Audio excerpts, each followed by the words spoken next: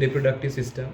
We are going to learn about male reproductive system. So male reproductive system consists of testes, various ducts and glands. So we will see one by one the parts of reproductive system with respect to its position as well as function. So male reproductive system, it is present outside the abdominal cavity. It is present outside the abdominal cavity. Outside the cavity, it have the scrotum sac.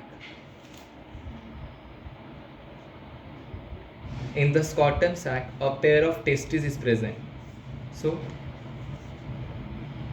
testis. Scrotum sac, it is a pouch-like structure that holds the pair of testes in it. Testis is a pair of organ that is act as a primary sex organ. It is also called as gonads.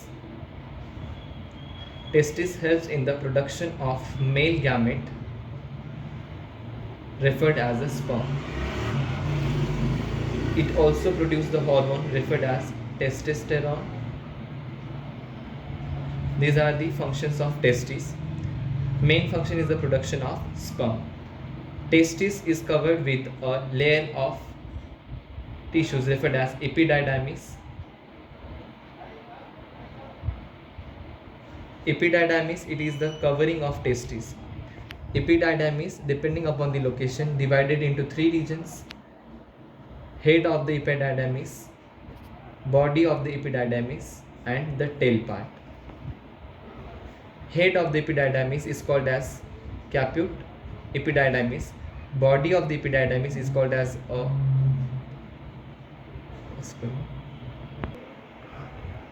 body of the epididymis is called as caput carpus.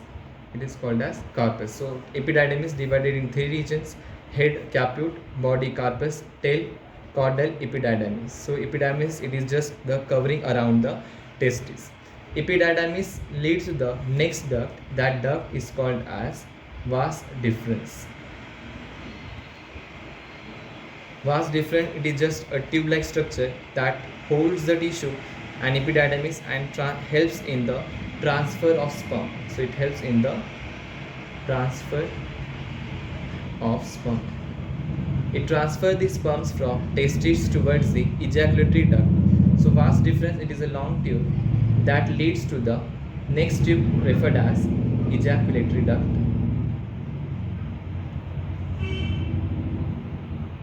From ejaculatory duct, the sperm will be pumped into the glands of male reproductive system. So now we will focus on the glands associated with the male reproductive system. The first gland occurs, that is referred as seminal vesicle. Seminal vesicles, in which the sperms comes and have the secretions.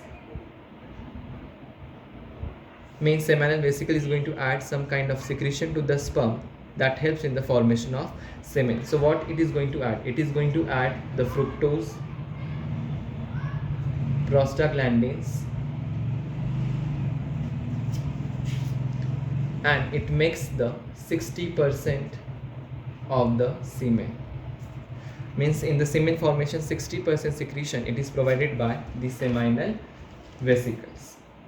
Now from that seminal vesicles, it will enter into the large heart-shaped gland referred as the prostate gland. Again, in the prostate gland, it is going to secrete whitish yellow secretion, so that semen will appears to be white in color.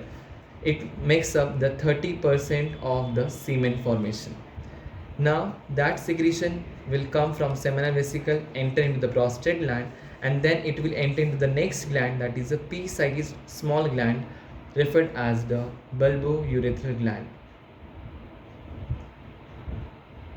Bulbourethral gland, it is also referred as Cowper's gland.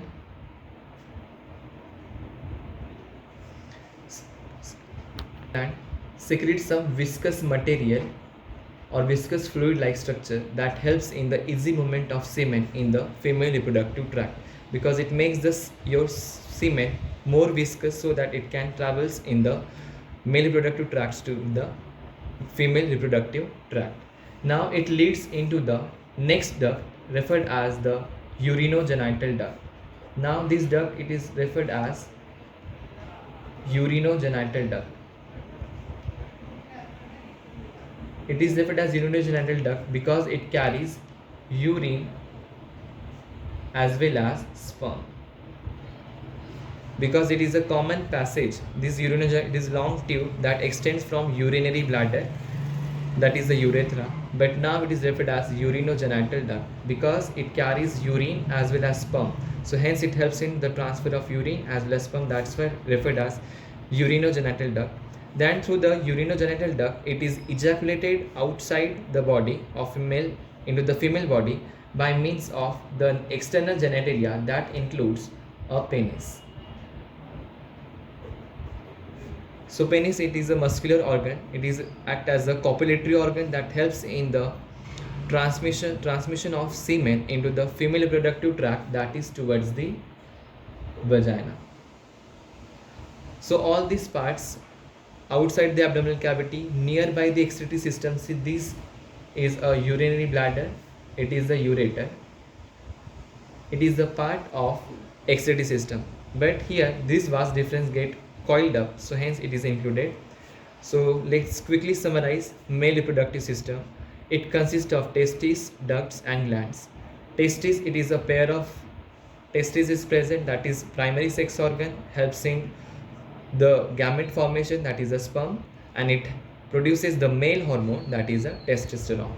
Then it includes various ducts. So that duct starts from vas deferens.